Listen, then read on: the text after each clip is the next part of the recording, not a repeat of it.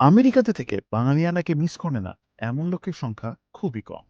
আমেরিকাতে থেকে দাদা বৌদির বিরিয়ানি মিস করে না, এমন লোকের সংখ্যা তো নেই বললেই চলে।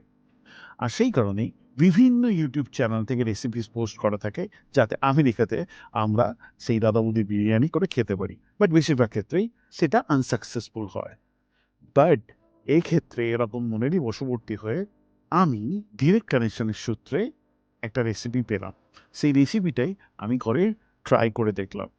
যদিও এক রকমের মসলা আমি সবসময় পাইনি বা এখানে অ্যাভেলেবলও না অনেক ধরনের মসলা, বাট সেম প্রোটোকল ফলো করে আর সেম অ্যামাউন্টে সেম রেশিওতে মিক্সচার তৈরি করে দেখুন আমি আল্টিমেটলি বানিয়ে ফেললাম দাদা বৌদির মাটন বিরিয়ানি।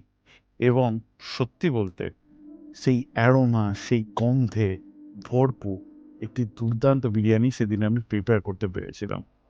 জানি না দেখে আপনারা কতটা মনে করছেন ভালো, বাট সত্যি আমার মুখে এবং আমার ফ্যামিলির মুখে এটা লেগে আছে। জ্যাকসে দাদা বৌদির মাটন বিরিয়ানি আজ থেকে রেডি। Thank you.